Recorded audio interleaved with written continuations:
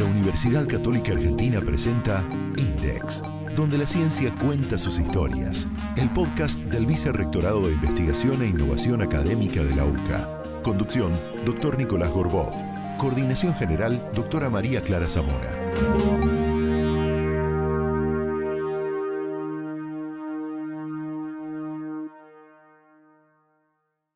La propuesta de hoy es conversar sobre la competencia lectora en los entornos digitales. Un equipo de investigadores ha presentado una adaptación y validación inicial de una prueba para evaluar la lectura de los jóvenes en la web. Hoy son nuestros invitados en Index. La doctora Lina Grasso, investigadora del Centro de Investigaciones en Psicología y Psicopedagogía y docente titular de la Cátedra de Neuropsicología Cognitiva y Psicología de la Vida Adulta y la Vejez en la Universidad Católica Argentina. Bienvenida, Lina, ¿cómo estás?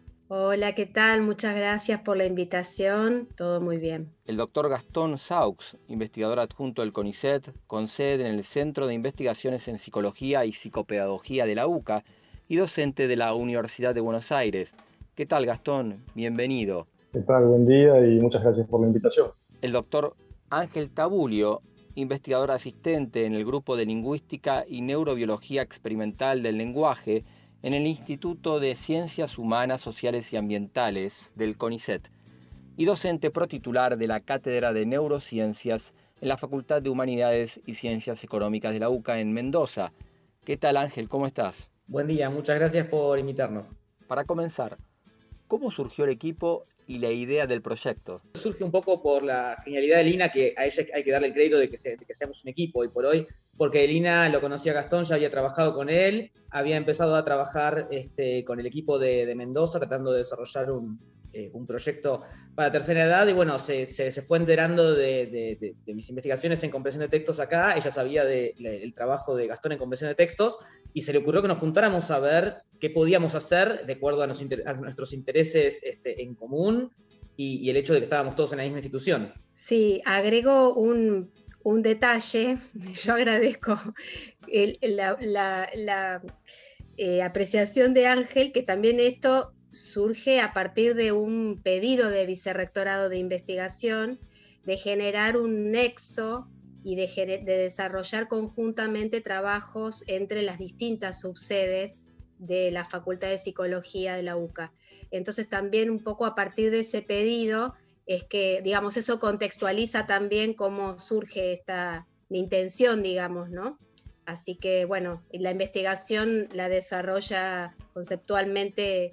En primer lugar estaba Gastón, pero bueno, ahí fue como que empezamos a trabajar juntos, así empezó. Sí, yo agregaría que fue una gestación que llevó su tiempo, es decir, responde por un lado a ciertos intereses que los tres tenemos como investigadores, intereses teóricos para resolver o responder a algunos problemas prácticos vinculados con la lectura y también con la lectura en diferentes grupos de personas. Por otro lado está el marco institucional, que a lo largo de algunas reuniones que hemos hecho para fomentar la integración de las diferentes sedes, de diferentes líneas de trabajo, empezó a gestarse de a poco. Nosotros con Ángel y Lina tuvimos algunas reuniones previas en las que obviamente no teníamos un proyecto claro, pero ya teníamos la voluntad o la intención de trabajar en algo juntos porque notábamos que había ciertas afinidades, intereses comunes, y eventualmente eso decantó en el proyecto que está en curso ahora y del cual la ponencia que se presentó a fines del año pasado es un producto. Ustedes en el proyecto adaptaron una prueba internacional. Sí, es así. Nosotros trabajamos con temas vinculados con la comprensión de información escrita, basada en materiales escritos, que tiene algunas particularidades distintas de cuando comprendemos información oral. Y dentro de ese gran tema general,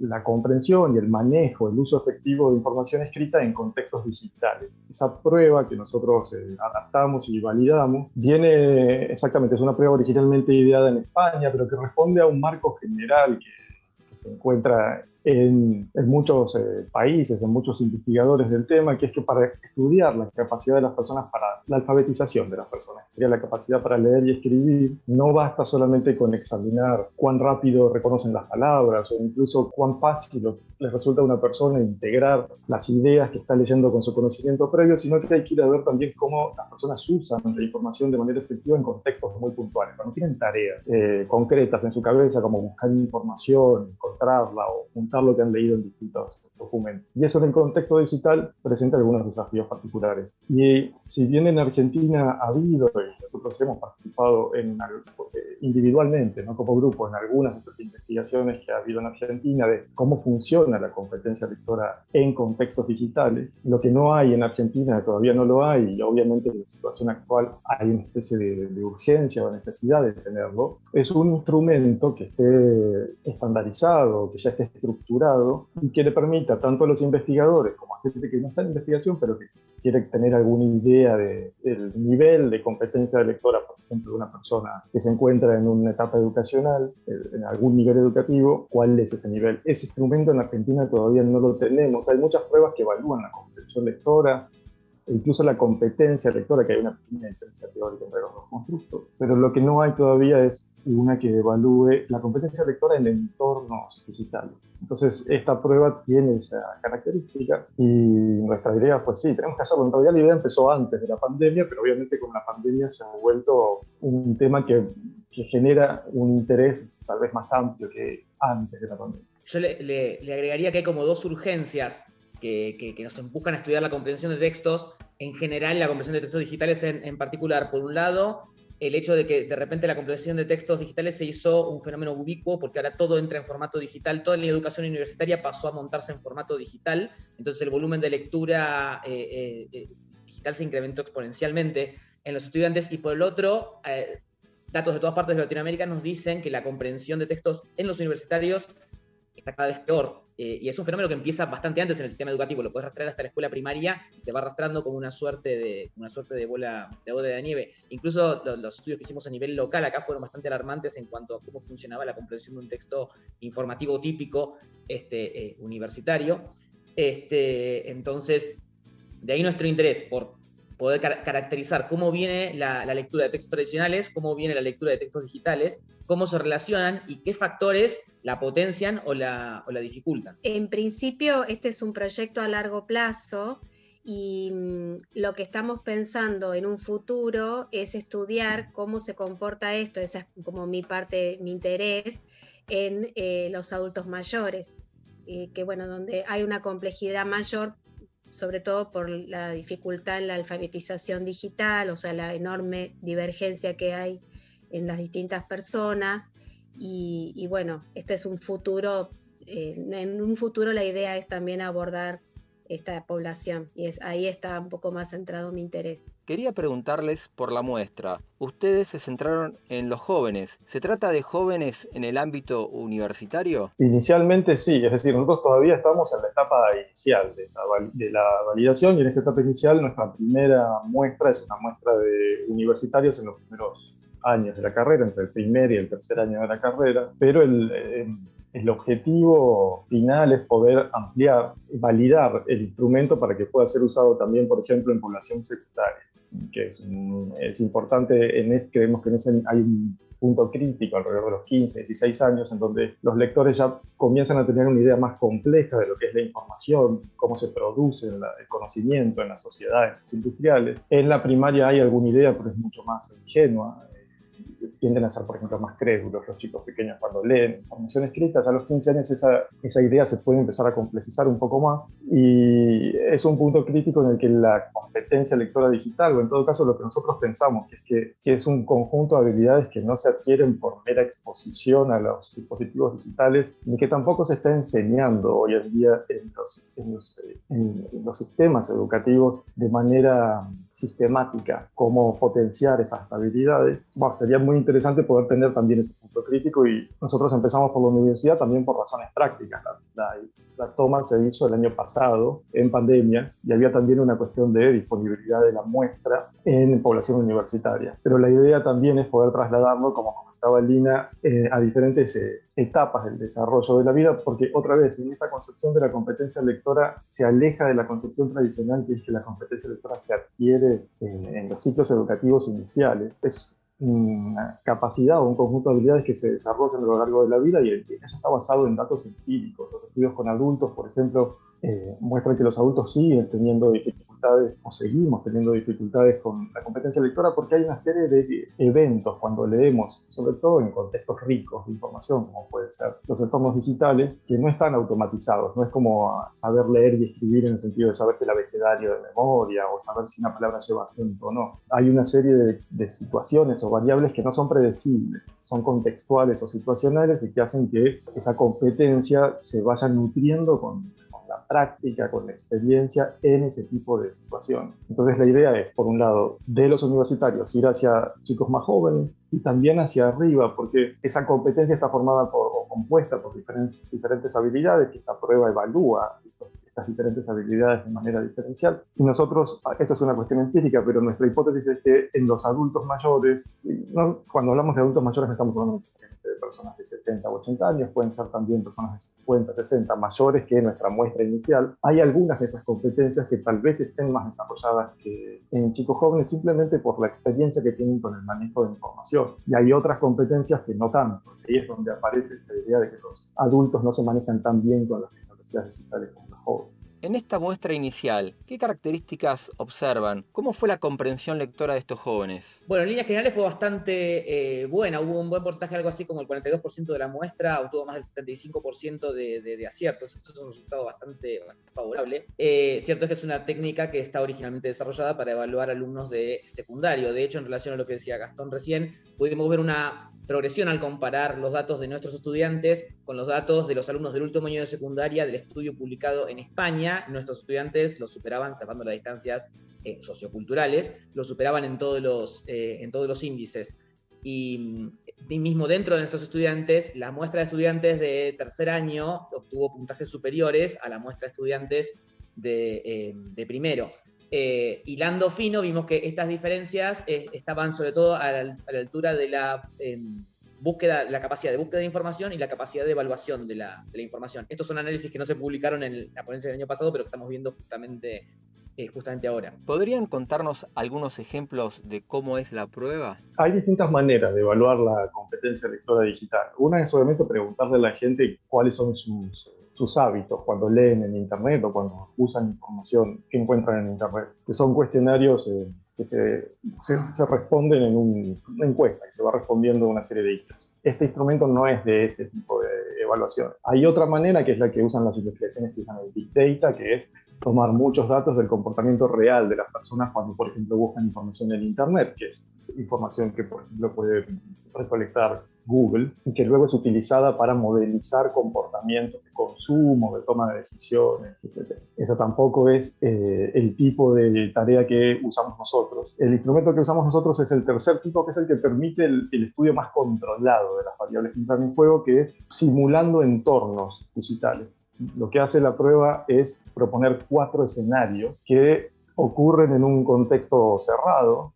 Obviamente se realizan en computadora, pero simulan una situación de estar en la Internet global. Y son 4. Hay uno que es un foro, entonces la persona tiene que leer el foro, leer el problema, lo que van contestando distintos usuarios, y bueno, a partir de ahí se les pide o que encuentre los puntos en común y las diferencias entre las opiniones de los usuarios, o que evalúe cuál de los usuarios es más confiable. Son todas competencias digitales. En un segundo escenario se proponen documentos formato enciclopédico en Wikipedia, y las personas tienen que navegar por los diferentes hipervínculos que propone la wiki para encontrar información, integrar información, evaluar información. Luego hay un tercer escenario que es una página web de servicios que brinda un menú desplegable con muchas opciones temáticas. Y otra vez, se le pide a la persona durante la prueba que encuentre información, que evalúe la información o que la integre. Y el último escenario simula una búsqueda en Google. Se le propone a la persona que está buscando información sobre un tema, la persona tiene que ingresar palabras clave que se registran y luego se analizan como un criterio de la competencia de esa persona para buscar información, y a partir de ahí se produce un resultado de búsqueda que está controlado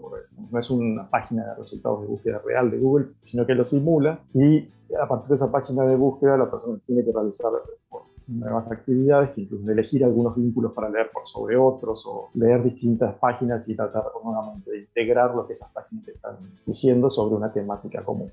Esos son los 4 escenarios. Justamente que la capacidad de comprender el texto en entornos digitales, en los escenarios que describía Gastón, correlacionó significativamente con la capacidad de los alumnos de entender un texto tradicional que fue una prueba típica de comprensión de textos de las que se toman los universitarios. Era un texto de nivel universitario informativo. La prueba es de Valeria Abusandra, que nos la prestó gentilmente para poder hacer el estudio, y los alumnos fueron capaces de responder mejor preguntas sobre la comprensión de un texto en formato lineal y continuo tradicional, fueron los que mejor rindieron en la prueba de Weblek. O sea que si bien la lectura digital plantea desafíos diferentes en cuanto a los procesos cognitivos involucrados, hay procesos comunes en la comprensión de los dos tipos de texto, y esto también es lo que nos permite saber que efectivamente estamos evaluando comprensión de textos, o sea que el desempeño en la tarea de competencia lectora digital predice el desempeño en una tarea de competencia lectora tradicional. ¿Qué aspectos hay en común entre la lectura digital y la lectura de textos impresos? ¿Y cuáles son los desafíos que plantea la lectura digital? Hay muchos puntos en común, retomando lo que decía Ángel, hay muchos puntos en común entre la competencia lectora en papel y la competencia lectora digital, porque en ambos casos se está hablando de la capacidad que tenemos las personas para construir significado a partir de información escrita. Entonces hay muchas habilidades que son compartidas porque se trata de habilidades lectoras. Por eso, para la validación de nuestra prueba, usamos una prueba de comprensión lectora en papel que correlacionó, es decir, que las personas que tenían buen puntaje en una tenían buen puntaje en la otra. No quiere decir que sean exactamente lo mismo ni que haya sido perfecta la correlación. Quiere decir que en general quien es bueno leyendo en papel también es bueno leyendo en contextos digitales. Lo que tienen de diferente son varias cosas. Por un lado hay una diferencia de formato, que tal vez no es la más importante, pero leer en pantalla no es lo mismo que leer en papel porque hay una serie de claves tan físicas, tangibles, que varían, y del movimiento que tenemos que hacer durante la lectura para poder ir avanzando en la lectura. De todas maneras, nosotros no estábamos tan interesados en esa diferencia entre papel y digital, que sería entre leer el mismo documento en papel o en PDF. Hay otras diferencias que tienen que ver con el manejo de la información y con la flexibilidad que tienen los dispositivos digitales que no tienen los dispositivos, el papel impreso. Por ejemplo, la cantidad de información que se puede leer. Cuando leemos en Internet hay mucha más información escrita disponible que cuando leemos en papel, porque incluso si yo me imagino un escritorio gigantesco y que voy a una biblioteca y apilo todos los libros que quiero leer sobre un tema, hay limitaciones en la cantidad de libros que puedo poner sobre la mesa y que me propongo leer, y la cantidad de libros que tiene esa biblioteca en la que estoy. Eso en el contexto digital no ocurre. Hay una enorme cantidad de información disponible, que incluso a nivel cognitivo es ridículo. Si ponemos cualquier criterio de búsqueda, no sé, calentamiento global, vacunas, pandemia, eficacia, nos van a salir 6 millones de resultados en Google en menos de un segundo, que es cognitivamente imposible para una persona que leamos toda esa cantidad de información escrita, pero lo cierto es que está disponible toda esa información escrita para leer, y depende de nuestras competencias lectoras cómo vamos a seleccionar, acceder a esa información y cómo lo vamos a evaluar mientras la leemos y decidimos. Lo que ocurre en este tipo de contextos digitales es que los modelos de la comprensión lectora empiezan a tomar ideas de los modelos de solución de problemas, que es otra área de la psicología que no necesariamente se asocia siempre con la comprensión del lenguaje, porque es tan complejo el contexto que las personas tenemos que decidir qué, cómo y cuándo leer todo el tiempo. Y otro gran problema o característica que tienen los contextos digitales que no vamos a encontrar tan claramente en el impreso es la heterogeneidad de la confiabilidad de la información escrita. En esa enorme cantidad de información que tenemos disponible, hay mucha variación en la confiabilidad de la información, porque el formato digital permite la publicación de contenidos escritos por múltiples vías. En el formato impreso hay algunas vías que son las que se consolidaron a partir de la aparición de la impresa y que incluyen filtros. Sean filtros editoriales, filtros institucionales, organizacionales, filtros de expertos, dependiendo del tipo de publicación. Pero hay una instancia en la que alguien, que no es el autor, decide si se publica o no se publica y si se le va a hacer alguna modificación a lo que se va a publicar. En el contenido digital eso existe también, pero convive con otra forma de publicación que son mucho más informales. Por ejemplo, yo puedo tener un blog, escribir a las 3 de la mañana, decidir que lo que escribí es perfecto, una gran teoría sobre cómo funciona el universo, poner enter y que eso suba, y que cualquier persona lo pueda leer. Es decir, es mucho más horizontal la publicación en el formato digital. Y eso tiene una serie de ventajas, pero recae mucho más sobre quien lee la competencia de saber leer.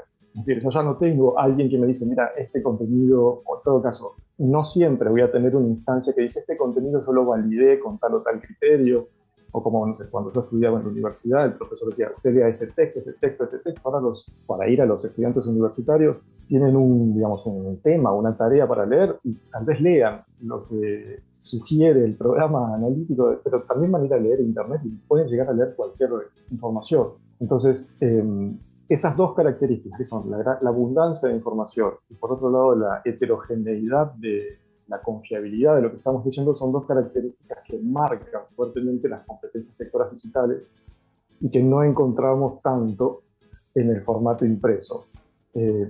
Y por ejemplo, ya llevándolo a una cuestión más concreta, una de las competencias que aparece claramente en formato digital y que evalúan la prueba que nosotros estamos validando, y que no es un índice que aparezca en pruebas de comprensión lectora en papel, son los índices de navegación.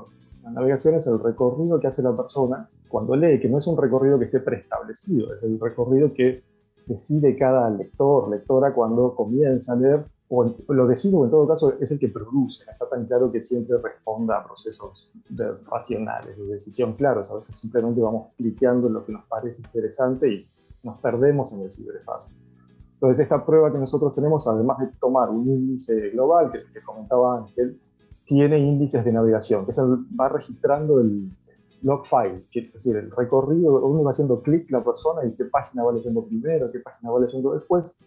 Y como es un entorno controlado, nosotros después podemos establecer si esa navegación fue más o menos eficiente en la búsqueda de la información. Bueno, en relación a esto que decía Gastón, una de las preguntas que nos hicimos fue ¿qué diferencia hay en los procesos cognitivos que se ven involucrados, en el tipo de habilidades que ustedes que ponen en juego cuando entendés el texto digital y cuando entendés el texto tradicional?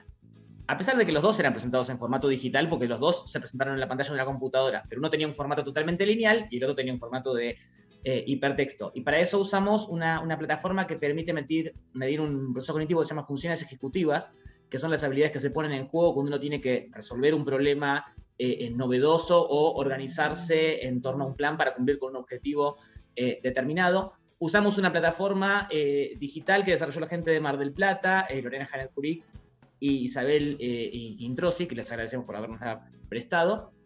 Y bueno, analizamos cómo rendían los alumnos en estas pruebas y lo comparamos con cómo era su desempeño en el WebLec y en la tarea tradicional. Y lo que vimos es que tanto la tarea tradicional como el WebLec implicaban la capacidad de inhibir información irrelevante, visual. En particular, esto en el WebLec se relacionaba mucho con la capacidad de encontrar en qué páginas estaba la información que los alumnos necesitaban.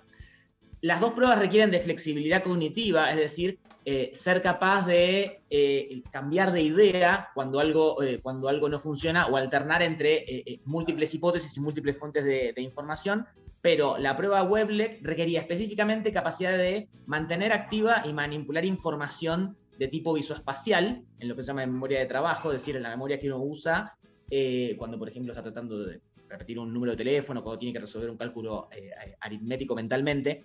Bueno, el WebLec carga más la memoria visoespacial, mientras que la tarea tradicional carga más la memoria verbal. O sea que ahí hay una diferencia de habilidades que se ponen en juego para los dos tipos de procesos.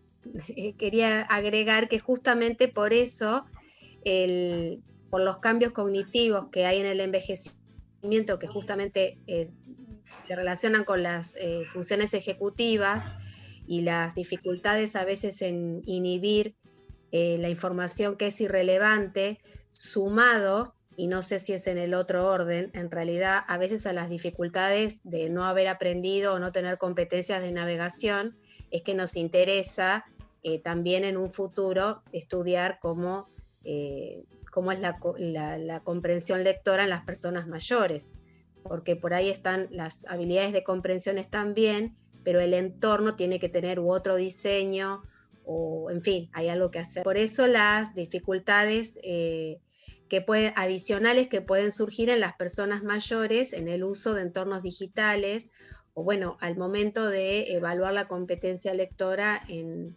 entorno digital en las personas mayores, ¿no?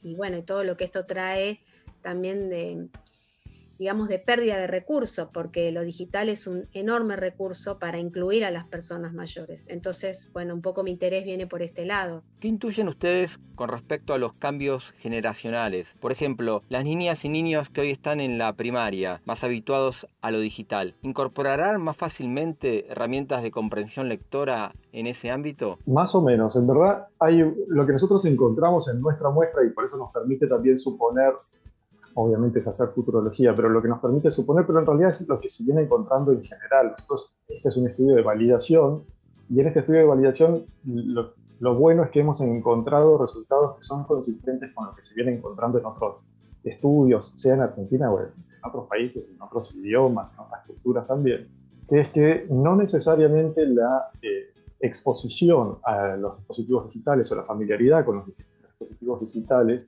garantiza el desarrollo de las habilidades y competencias que se necesitan para manejar información escrita en contextos complejos y para realizar actividades que tienen una tarea o un objetivo puntual, como puede ser encontrar información, estudiar o informarse por salud, por alguna razón personal o social. Hay muchos usos que nosotros podemos hacer de los dispositivos digitales y, por ejemplo, lo que nosotros encontramos en nuestra muestra de universitarios es que, en efecto, la mayoría nos dijo que están más de 5 horas por día conectados. Dentro de esas horas de conexión, cada vez, tomando un poco lo que vos contaste, es como un objetivo en movimiento, un blanco en movimiento. La tecnología digital pues siempre está cambiando y por lo tanto siempre hay que adaptar las tareas que se usan para estudiar, las habilidades vinculadas. Hoy en día Internet tiene mucho más video, por ejemplo, imágenes que hace unos años atrás, pero sin embargo la información escrita sigue siendo el componente más importante. Es decir, cuando una persona te dice que está 5 horas por día conectada a Internet, quiere decir que es una persona que está leyendo mucho. Mensajes de texto, posteos de Instagram, pero está leyendo. Y esa familiaridad con la lectura y con los dispositivos digitales no garantiza, repito, el desarrollo de una competencia lectora óptima. Como mencionaba Ángel, en nuestra muestra universitaria, como era esperable, el puntaje en la prueba fue un poco más alto que, por ejemplo, los estudiantes secundarios que se tomaron en España. Nosotros esperamos que cuando tomemos la prueba acá en secundaria también los puntajes sean un poco más bajos en la prueba, pero no fue un efecto techo, es una prueba que está hecha para evaluar el desempeño lector en chicos de secundario que los estudiantes universitarios no llegaron a ser perfecto. Efecto techo quiere decir que todo el mundo rinde perfecto en la prueba. Y de hecho nosotros nos encontramos con que a veces tareas que son consideradas muy simples desde el punto de vista experto, como puede ser encontrar información en una lista y transmitir esa información, por ejemplo, con algún criterio, que de todo esto tomar un criterio y decir cuál es el porcentaje más alto, el país que tiene más riesgo de desaparición de un animal, tienen que mirar un mapa y tienen que ver información para llegar a esa conclusión. Esos estudiantes universitarios no lo pueden hacer bien según la prueba que nosotros evaluamos. Es un poco sorpresivo porque son habilidades que podemos considerar de básicas e intermedias en competencia lectora. Y lo que también hemos encontrado, y también se ha encontrado en muchos casos, es que lo que se llaman nativos digitales, que son personas que ya nacieron con estos dispositivos, no necesariamente son buenos leyendo información escrita en dispositivos digitales. De hecho, en nuestra muestra, las personas que nos dijeron que están más tiempo conectadas en Internet no son las personas a las que les fue mejor en la prueba. Y cuando nosotros vamos a ver cómo es el patrón de uso de los dispositivos digitales, nos encontramos que con los que nos dicen que están más tiempo conectados en Internet, la mayor parte del tiempo están conectados con el celular. Y lo que hacen con el celular es principalmente realizar actividades que nosotros llamamos recreativas, bueno, nosotros se llaman dentro de la bibliografía recreativas y comunicacionales, que es redes sociales, juegos, jugar online. Ese tipo de actividades no necesariamente fomentan la competencia lectora digital, que es otro grupo de habilidades que están vinculadas con buscar información e integrar esa información y ser capaz de analizar o interpretar esa información. En nuestra muestra, quienes tienen mayor desarrollo, o en todo caso a quienes les fue mejor en la prueba, fueron personas que usan las tecnologías digitales, pero dentro de ese uso incluyen más el uso de la computadora, y eso es probablemente porque la computadora, si bien ha quedado como un artefacto un poco viejo para los más jóvenes, sigue siendo un instrumento que, por sus características ya de interacción hombre-máquina, por la forma, el tamaño de la pantalla, el tipo de actividades que permite, funciones que permite presentar, sigue siendo preferido para actividades informativas por sobre las recreativas. De todas maneras, es una pregunta empírica y es una duda de la investigación hoy en día, cómo van a cambiar las competencias lectoras digitales si es que el día de mañana los jóvenes solo se manejan con dispositivos móviles con una pantalla de este tamaño. Porque la lectura cambia mucho. No para un mensaje de texto, pero sí para un texto científico. Por ejemplo, leer un texto de la universidad en este tamaño de pantalla, con una pantalla grande que admite más funciones e interacción con la información escrita, cambia. Y eso es una pregunta abierta. Hasta ahora lo que muestran las investigaciones es que los que usan celulares para leer en contextos más informacionales no son los mejores lectores. Ya puede ser que el celular tenga algo que ver con eso, las características del celular. De hecho, hay un efecto documentado en la literatura que es la superioridad del papel sobre el formato digital. Para un mismo tipo de texto, si vos estudias cómo lo comprenden y lo aprenden estudiantes de diferentes edades, en general tienden a rendir mejor con la versión escrita en papel que con la versión digital. Y bueno, otro de los resultados que observamos en la muestra es que les preguntamos si ellos preferían estudiar de papel o estudiar en formato digital, y solamente en aquellos que estudiaban en formato digital, la comprensión fue peor cuantas más horas pasaban leyendo. Cosa que no pasó en los que leían en papel. Esto iría más o menos de acuerdo con la idea de que leer en formato digital no es tan bueno. Hay hipótesis que dicen que la lectura digital induce una lectura más superficial y más rápida del texto, y no tan analítica o reflexiva. Entonces, acostumbrarse a este tipo de lectura podría ser perjudicial para la comprensión de textos. Como dijo Gastón, es una pregunta abierta que todavía no conocemos, pero la realidad es que todavía no estamos en condiciones de decir qué impacto va a tener en la manera de leer de las nuevas generaciones el hecho de que se acostumbren a que todos los textos vengan en formatos digitales. Y podría ser un arma de doble filo esto.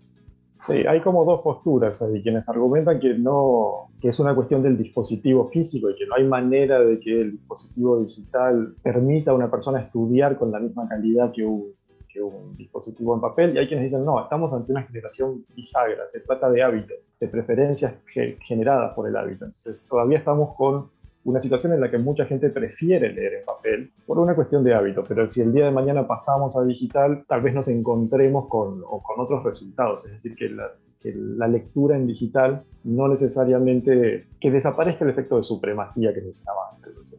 Algo ya nos han adelantado. ¿Qué otras conclusiones pueden compartir de su investigación?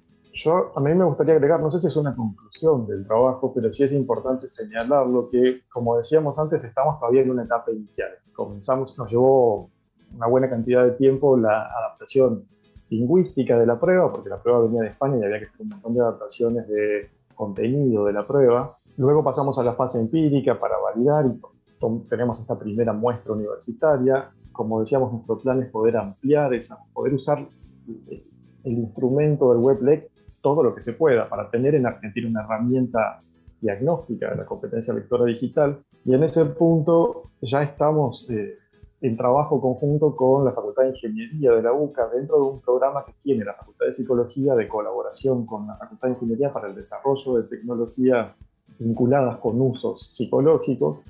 Y dentro de ese programa se está desarrollando ahora en la UCA, en la Facultad de Ingeniería, una versión web del instrumento que no tenga problemas de funcionalidad, porque la versión que nosotros ya usamos para la prueba funciona y de hecho la utilizamos, pero es difícil compartirla con todo el mundo porque hay algunas, por cómo se extraen los datos y demás, es difícil de, por ejemplo, colgarla en una página y que la puede usar quien quiera. La versión que se está desarrollando ahora va a tener una interfaz mucho más amigable, va a permitir la compilación y la información de los datos de manera más amigable. La idea es en un futuro no tan lejano poder tener ese link disponible dentro de la universidad para que otros grupos de investigadores que quieran tener información rápida, porque esta prueba se tarda entre 30, 40 minutos, 50 minutos, dependiendo de la edad de quien la realice y otras variables, pero quienes quieran usarla la pueden usar. Entren a la página, se descarguen la prueba, o en todo caso, bueno, estoy hablando como un señor antiguo, no que se descargue la prueba, sino que corran, por ejemplo, la prueba online y la puedan usar para que se expanda el uso del WebLec más allá de nuestro grupo.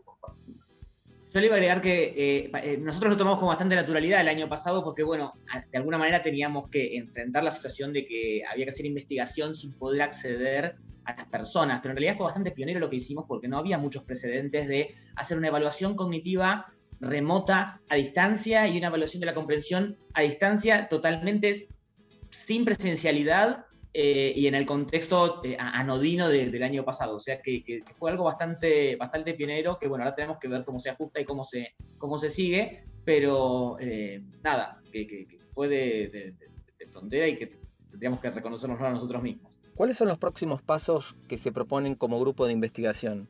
Bueno, en principio sostener lo que estamos haciendo, ¿no? Y sobre todo, fundamentalmente en relación a lo que planteaba Gastón, el trabajo por ahora estamos más centrados en poder desarrollar la versión más definitiva de la prueba con la Facultad de Ingeniería, y estamos sobre todo tratando de articular con lo que son los trabajos de integración final de los alumnos.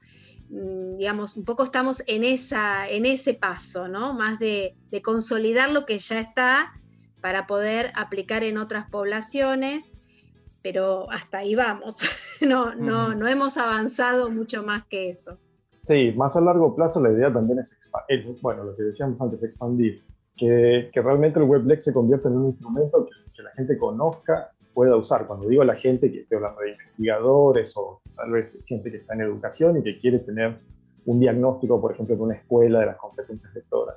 Y a partir de ahí, otra vez, esto es a largo plazo, no es algo que estemos desarrollando completamente ahora, como mencionaba Lina, pero hay varias ramas que se abren, porque este instrumento que nosotros hemos validado es eso, es un instrumento diagnóstico que brinda información sobre la competencia, armados en función de la información que brinda el WebLec para potenciar aquellas capacidades o habilidades de la competencia lectora digital que estén más flojas en un grupo. También está la idea de poder extender la prueba para gente en otras edades, y también hay proyectos en otros países de poder usar en Latinoamérica. La prueba viene de España, está en castellano, es la primera prueba que se hace en España de competencia lectora digital, se publicó hace 2 años y medio. Argentina sería el segundo país que la valida, y ya estamos en conversaciones con gente de Colombia para que haya un estudio de validación del WebLec en Colombia, para que el instrumento también se convierta en un instrumento usado en general por la gente que quiere estudiar estas capacidades.